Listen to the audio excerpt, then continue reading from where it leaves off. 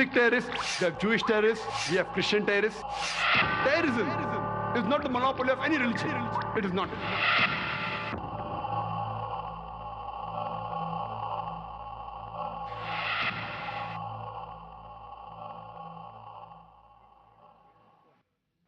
সম্মানিত দর্শক শ্রোতা, ভাই ও বোনেরা, আসসালামু আলাইকুম। আল্লাহ আপনাদের সবাইকে শান্তিতে রাখুন। আজকের অনুষ্ঠানে আপনাদের স্বাগতম। আমি ডক্টর মোহাম্মদ নায়েক আজকের অনুষ্ঠানের পরিচালনায় আছি। আজকের অনুষ্ঠানের শুরুতেই কোরআন তেলাওয়াত করছেন কারি রেহান আলী। বিসমিল্লাহির রহমানির রহিম। من قتل نفسا بغير نفس أو فساد في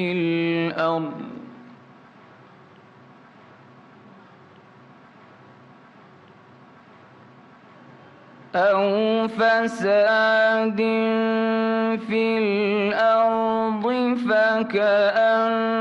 فكأنما قتل الناس جميعا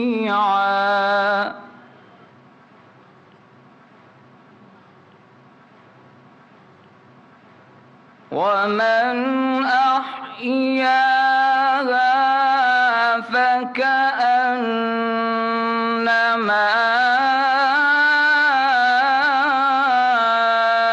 أحيا الناس جميعا صدق الله العظيم। এতক্ষণ আপনারা শুনলেন পবিত্র কোরআন থেকে তেলাওয়াত, সূরা আল মাইদার 6 নং পারার 32 নম্বর আয়াত।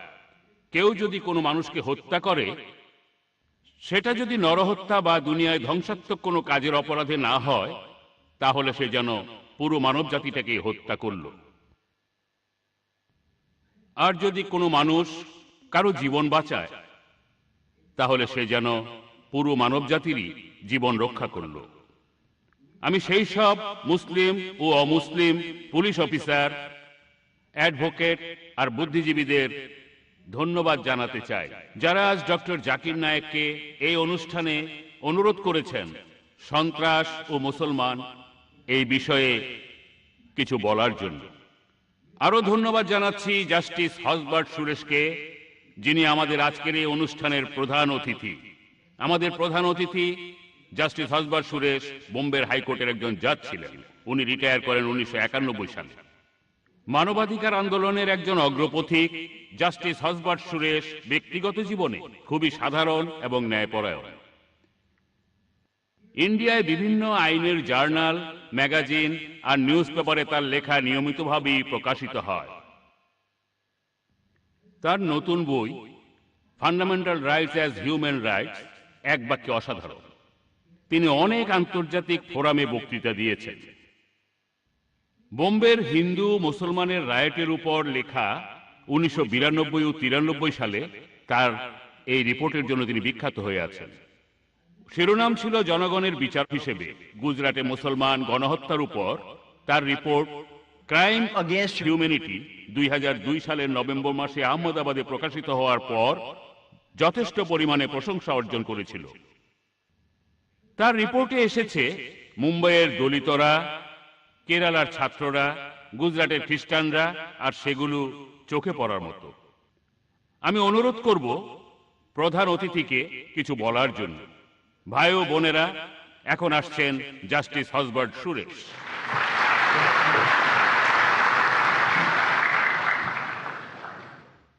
বন্ধুরা, আমি শুরুতেই ইংল্যান্ডের বিখ্যাত বিচারক লর্ড ডেনিং এর কথা না বলে পারছি না। তিনি একবার একটা কথা বলেছিলেন, অভিনেতাদের মতো অন্যকে খুশি করার জন্য বিচারকরা কথা বলে না, বিচারকরা উকিলদের মতো মামলায় জেতার জন্য কথা বলে না, ঐতিহাসিকদের মতো অতীতকে জানার জন্য বিচারকরা কথা বলে না, বিচারকরা কথা বলে রায় দেওয়ার জন্য। আমি একজন রিটায়ার্ড জাজ, টায়ার্ড জাজ না। আমি এখানে কোনো রায় দেব না, তবে আমি কথা বলবো। আমি বাক স্বাধীনতায় বিশ্বাস করি। মানুষের অধিকার নিয়ে আমি আগেও কথা বলেছি। যখনই কোনো অন্যায় চোখে পড়েছে আমি তার প্রতিবাদ করেছি। যখনই কোথাও ভায়োলেন্স দেখেছি তার বিরুদ্ধে কথা বলেছি। আর আমি সব সময় চেয়েছি বিচারকরা এসব জায়গায় কথা বলুক। যদি বিচারকরা এই সব অন্যায় অবিচারের প্রতিবাদ না করে তাহলে আমাদের মধ্যে আর কে কথা বলবে? আমাদের কাছে এটা এখন প্রমাণিত সত্য যে সন্ত্রাসীদের ভায়োলেন্সের জবাব দিতে গিয়ে প্রত্যেক দেশের সরকারই আরো বেশি ভায়োলেন্সের জন্ম দেয়। এইভাবে ভায়োলেন্স বাড়তেই থাকে, আর এইভাবে আপনি এই সমস্যার কোনো সমাধান পাবেন না। 1984 সালে দিল্লি আর তার আশেপাশে কিছু এলাকায় বেশ কিছু বোমা বিস্ফোরণ হয়েছিল।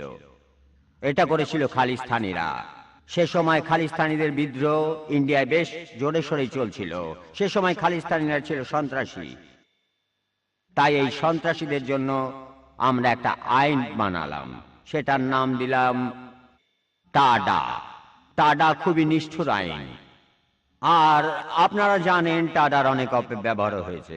আর এই আইনটা বানানোতে যেটা হয়েছে, প্রচুর নিরীহ মানুষকে অ্যারেস্ট করা হয়েছে, তাদের টর্চার করা হয়েছে। আমার মনে আছে একবার জাস্টিস অজিত সিং বেঞ্চ, পাঞ্জাব হাইকোর্টের একজন রিটায়ার্ড জাজ, বয়স্ক মানুষ, তিনি কি করলেন, একটা জনসমাবেশে তিনি পাঞ্জাব সহ সারা ইন্ডিয়ায় যে অত্যাচার চলছিল সেটা নিয়ে কথা বলেছিলেন।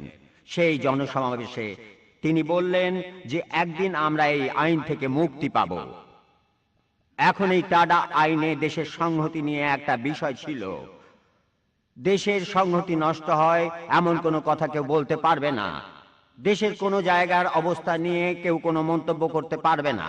কেউ বলতে পারতো না কাশ্মীরের স্বাধীনতা পাওয়া উচিত বা অন্য কোনো জায়গার স্বাধীনতা পাওয়া উচিত, কেউ বলতে পারতো না।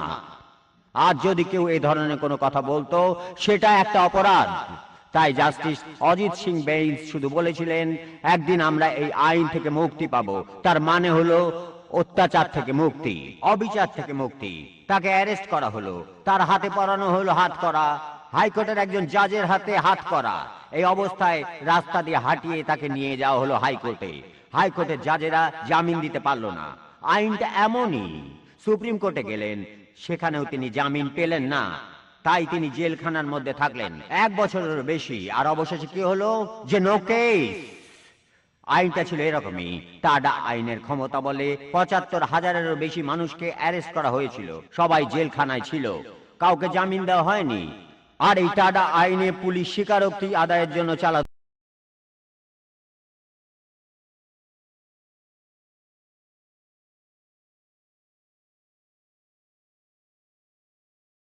ইন্ডিয়ার সরকার টাডা নামের এই কুখ্যাত আইনটাকে বাতিল ঘোষণা করলেন। তখন দেখা গেল হাজার হাজার মানুষের উপর অত্যাচার করা হয়েছে আর অবিচার করা হয়েছে। কিন্তু তখন দেখা গেল ৭২,০০০ কয়েদিকে মুক্ত করে দেয়া হলো। ট্রায়াল হলো না, কেস হলো না, কোনো কিছুই হলো না। শুধুই তারা মাসের পর মাস, বছরের পর বছর জেলখানার ভেতরে অত্যাচার সহ্য করেছে। আর এছাড়াও এই কুখ্যাত টাডা আইনে আমরা দোষী সাব্যস্ত করতে পেরেছি মাত্র ১.৮%-কে।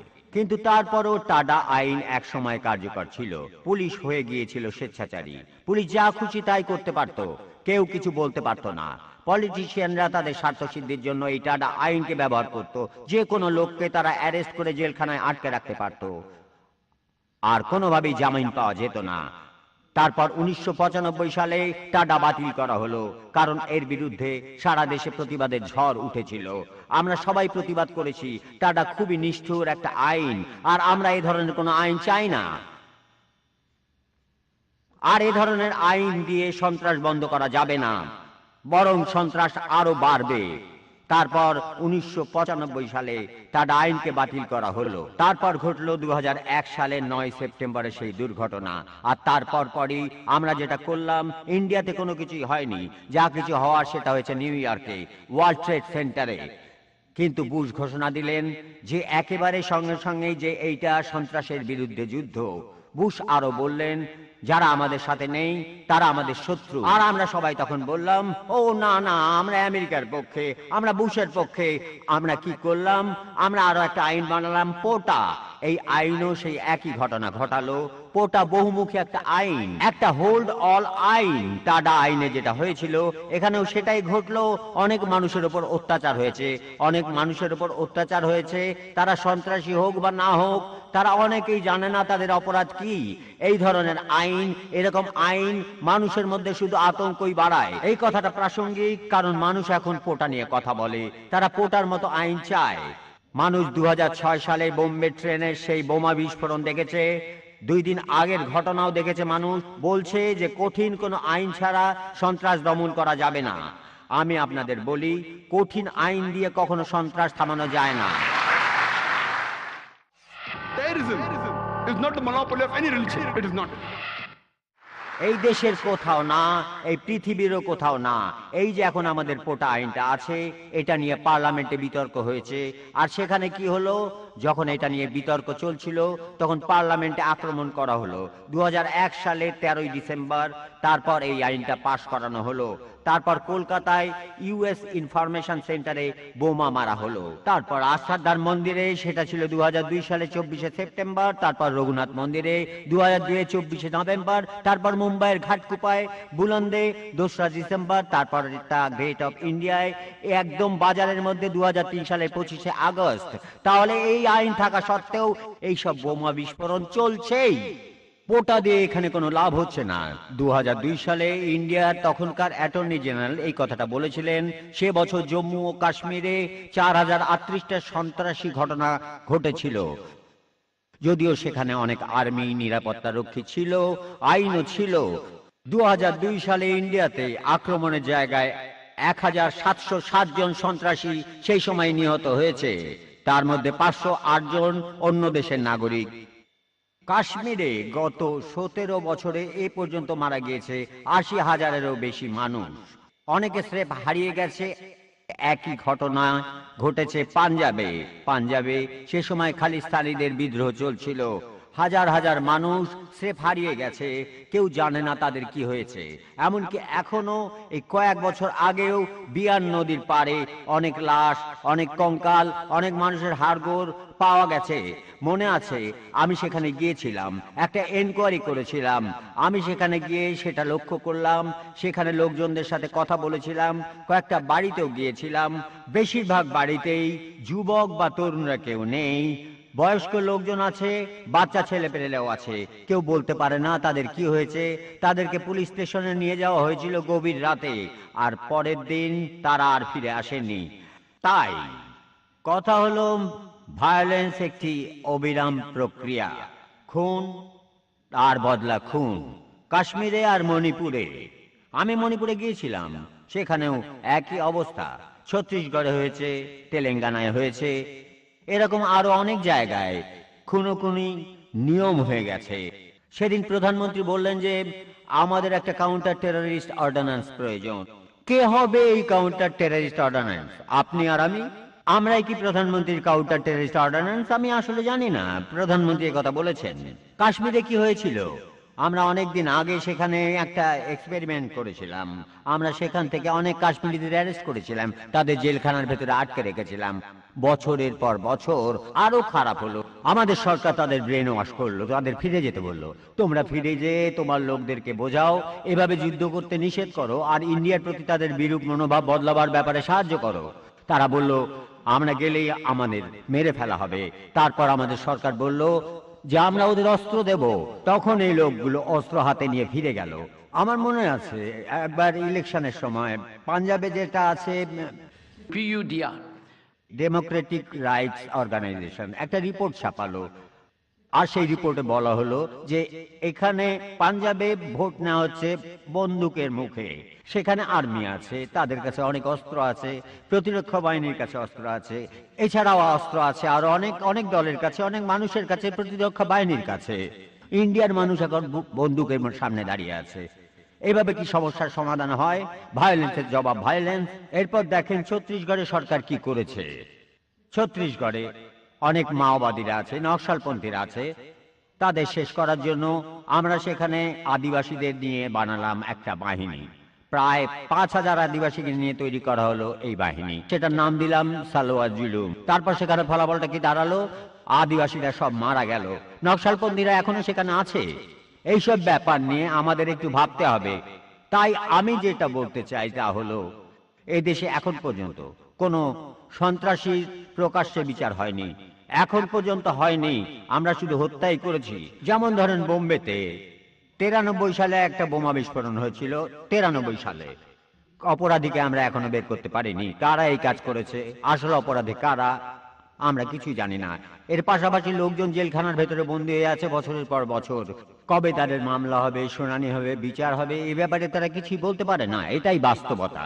এছাড়াও আপনারা দেখতে পাবেন আকসারদার মন্দিরে আক্রমণ করা হয়েছিল। এখানেও যারা আক্রমণ করেছিল তাদের মেরে ফেলা হয়েছে। পার্লামেন্টেও ওই আক্রমণে কারা কাজটা করেছিল আমরা জানি না, তাদের মেরে ফেলেছি। এই ধরনের কাজই আমরা এখন করছি।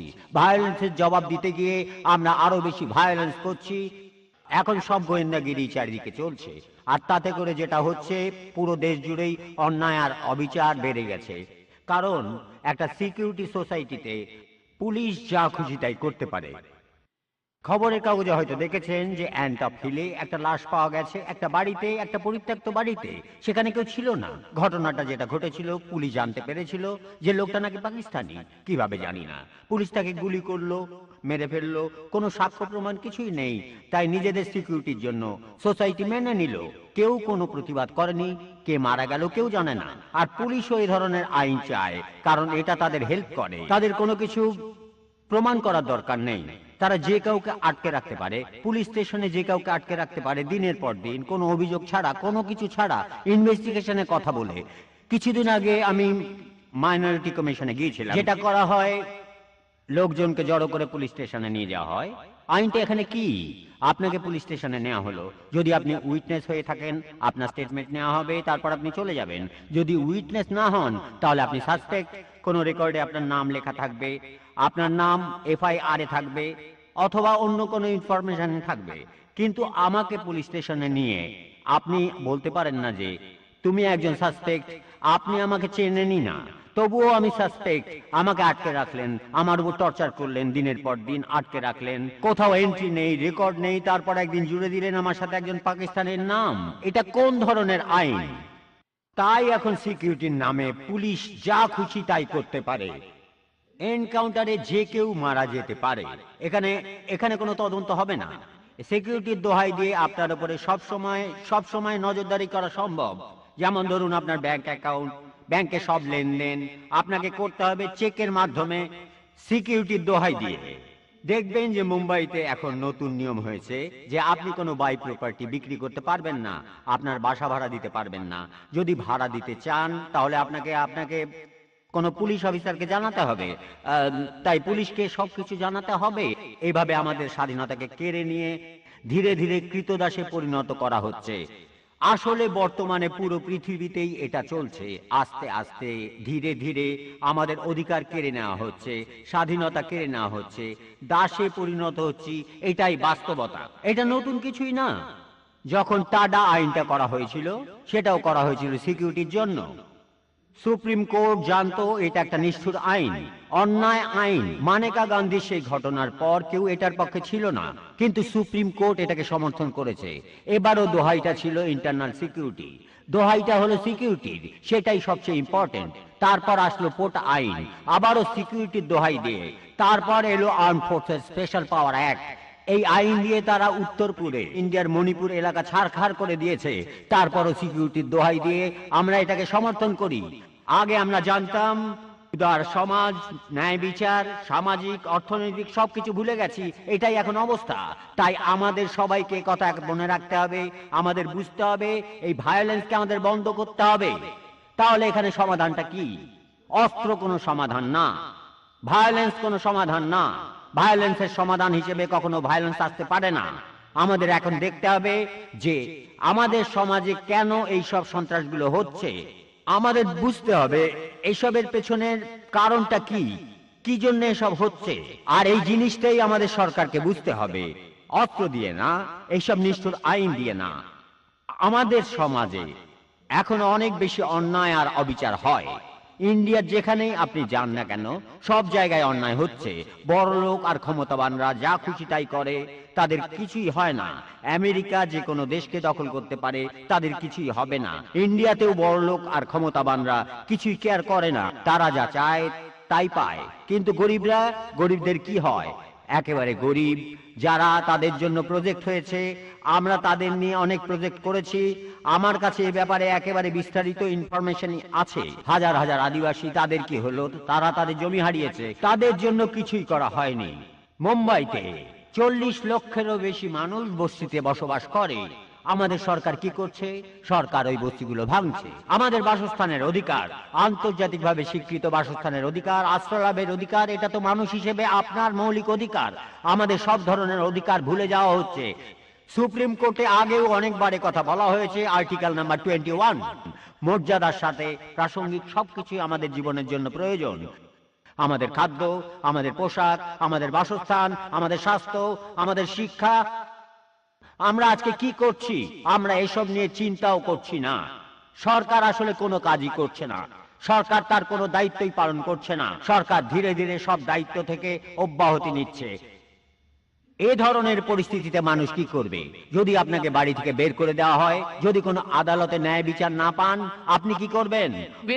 হাজার হাজার মানুষ আত্মহত্যা করেছে, বারবার তারা আদালতে আপিল করেছে। সরকার এই ব্যাপারে উদাসীন, সরকার কিছুই করেনি। মানুষ এখানে কি করবে? এগুলোই হলো প্রশ্ন। মনে আছে একবার অরুন্ধতী রায় বলেছিলেন, এই ধরনের পরিস্থিতিতে যখন মানুষ ন্যায় বিচার পায় না, কোনো সাহায্য পায় না, সেই সময় তারা যা করে সেটা হলো তারা এসব অত্যাচারকে অস্বীকার করতে চায়।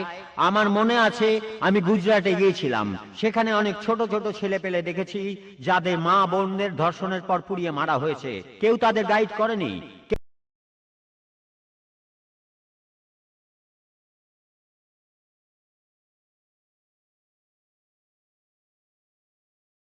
কেউ করতে পারে। আমি অস্ত্র ধারণের বিরুদ্ধে কথা বলছি না, তবে সরকারের একটা দায়িত্ব আছে, আর সরকারের এটা মনে রাখতে হবে, সরকার যদি ভিকটিমদের সাহায্য না করে, তাহলে ভিকটিমরা নিজে থেকেই সমস্যার সমাধানের চেষ্টা করবে। এটাই আসল কথা। তাই অরুন্ধতী রায় যেটা বলেছিলেন, যখন ভিকটিমরা আর ভিকটিম হতে চায় না, তাদের বলা হয় সন্ত্রাসী। আর এভাবেই আমরা সবাই সমাজের বিভিন্ন অন্যায় আর অবিচারের শিকার হচ্ছি প্রতিদিন। আমাদের সরকারের এই ব্যাপারে ব্যবস্থা নেওয়া উচিত, তবে নিষ্ঠুর কোনো আইন দিয়ে নয়, কাউন্টার টেররিস্ট অর্ডিন্যান্স তৈরি করে নয়, কোনো একটা বিশেষ জাতির উপর অত্যাচার চালিয়ে নয়, অবিচার করে নয়, বরং প্রত্যেক মানুষকে তার অধিকারটা দিতে হবে। মানুষের খাদ্যের অধিকার, বাসস্থানের অধিকার, মানুষের শিক্ষার অধিকার, সুস্বাস্থ্যের অধিকার, ভালো একটা জীবিকার অধিকার, এইসব যদি এইসব অধিকার নিশ্চিত করা হয়, আপনা থেকে এই সমাজ একটা পরিবর্তন আসবে। এটুকু বলেই আমি আমার কথা শেষ করব। সবাইকে ধন্যবাদ।